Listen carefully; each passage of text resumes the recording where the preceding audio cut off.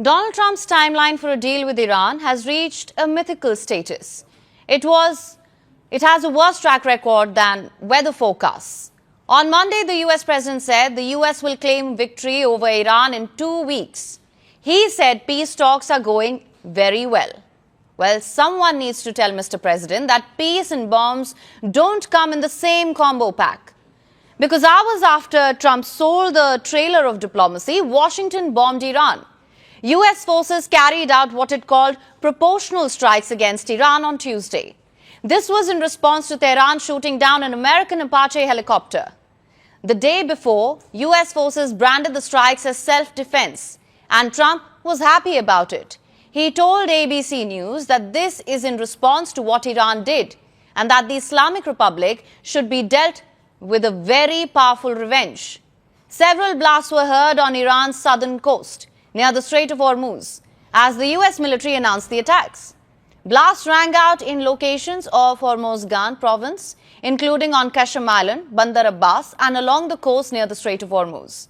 According to Iran's military, the attacks damaged a telecommunications mast in the southern port of Sirik and destroyed 2 water tanks.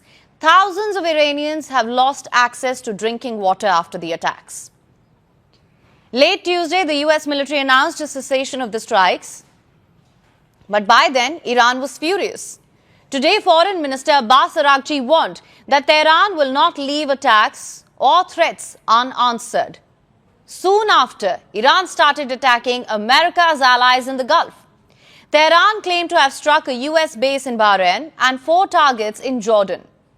According to Iranian forces, the targets in Jordan included American F-35 fighter nests and a military control command center in Al-Azraq. Jordan's military said it shot down 5 missiles from Iran. Then came Kuwait. Kuwait's military said it is engaging with hostile aerial targets. It did not specify the origin of the attacks, though. Let me remind you that these attacks are happening while there is a ceasefire in place since the 8th of April. Though I highly doubt we can even call it that, because this is increasingly feeling like half-time. The so-called ceasefire faced a serious test this past weekend, when Iran and Israel traded fire, before later announcing a halt. Iran has repeatedly insisted any deal to end the ongoing war with the United States must include Lebanon. Israel does not agree to this. Exchange of fire between Israel and Iran-backed Hezbollah have continued for months. The latest flare-up puts a dent in the ongoing peace talks, which is being mediated by Pakistan. Today, Trump posted on Truth Social that Iran's military is complete and total mess. He added that the Iranian regime has taken too long to negotiate a deal, and now they will have to pay the price. According to a report by Fox News, Trump is close to ordering new strikes against Iranian power plants and bridges. Iran's foreign ministry spokesperson Ismail Baqai put it plainly today. The United States, he said, is damaging the diplomatic process through contradictory messages, repeated shifts in demands, and worst of all, repeated violations of the ceasefire. Any diplomatic process is damaged by the use of force, he said. Now, the New York Times is reporting that Iran will dilute, not hand over its uranium as part of any deal. U.S. officials are talking about what they say is considerable progress on 4 key issues. These include extended suspension of uranium enrichment by Iran, dilution of Tehran's existing stockpile of enriched uranium, dismantling of Iran's nuclear sites, and the right for international nuclear watchdogs to conduct snap inspections. Meanwhile, the diplomatic spin continues. U.S. Vice President J.D. Vance says the U.S. is very close to a peace deal with Iran. According to him, it could come before the midterms. Now, when are the midterm elections in the United States? The 3rd of November. That's 5 months away. So from weeks to months, peace keeps getting a new launch date. At this rate, the timeline for a deal should come with a disclaimer. Terms and conditions apply. Date subject to change repeatedly. What does it take to start a diplomatic storm in Europe? A military invasion? A missile launch? Apparently, all you need is a plane ride.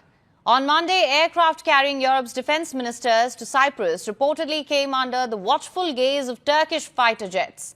The ministers were heading to a European Union defense meeting. Instead, they got an unscheduled reminder that one of Europe's oldest conflicts is still very much alive. According to the Cypriot officials, aircraft carrying the defense ministers of Greece, France and the Netherlands were subjected to interference linked to Turkish-controlled northern Cyprus. The most dramatic allegation involved Greece's defense minister. Cypriot officials claimed Turkish F-16 fighter jets were observed near his aircraft as it approached Cyprus. Turkey rejected the accusations. Ankara says its aircraft were simply conducting routine operations and remained within areas under Turkish control. But why is Europe suddenly talking about fighter jets over Cyprus? And what has Turkey got to do with any of this? To understand that, we need to understand Cyprus itself.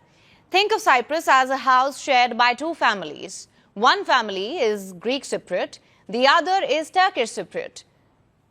When Cyprus became independent from Britain in 1960, both communities were supposed to share power. Sounds simple. It wasn't. The Greek Cypriot majority generally wanted closer ties with Greece. Many Turkish Cypriots feared being dominated and preferred partition. The tensions grew. Violence erupted. Trust disappeared. And then came the year that changed everything, 1974. A group backed by Greece overthrew Cyprus's president and pushed the island closer to union with Greece. Turkey responded by sending troops. Ankara said it was protecting Turkish Cypriots. The operation quickly expanded. Turkish forces eventually captured roughly a third of the island. Thousands were killed. Hundreds of thousands were displaced. Families were separated. Entire communities were uprooted. And Cyprus was effectively split in two. A division that still exists today. Now look at a map of Cyprus. The southern part is controlled by the internationally recognized Republic of Cyprus.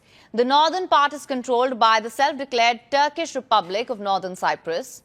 Only one country recognizes it, Turkey. In between sits the 180-kilometer-long Green Line, which is a UN-patrolled buffer zone to prevent fighting and maintain the ceasefire. So we have 50 years of UN talks, zero reunification, one very long unresolved dispute, and that is why the recent incident is significant. Let me give you 4 reasons. First, airspace sovereignty. When Turkish Cypriot authorities allegedly issued instructions to aircraft carrying EU ministers, Cyprus saw it as an assertion of authority over airspace it claims as its own. This is not a technicality. This is the heart of the dispute. Who controls Cyprus? The answer, legally and internationally, is the Republic of Cyprus. But Turkey's answer is different. Second, Turkey's military footprint in Cyprus is growing. In recent months, Ankara has deployed F-16s and additional air defense systems to the occupied north, partly in response to regional tensions following the Iran conflict. Turkey routinely accuses others of militarizing Cyprus while quietly doing exactly that itself. The irony is rich. Third, France just signed a military agreement with Cyprus, a status of forces deal. This will allow French troops to operate on the island. For France, it's regional security infrastructure. For Turkey, it's an emerging coalition forming against it. Cyprus, Greece, and now France.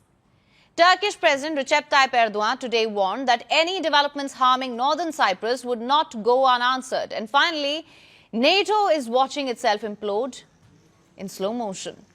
Turkey is a NATO member. Greece is a NATO member, and so is France. Cyprus is an EU member.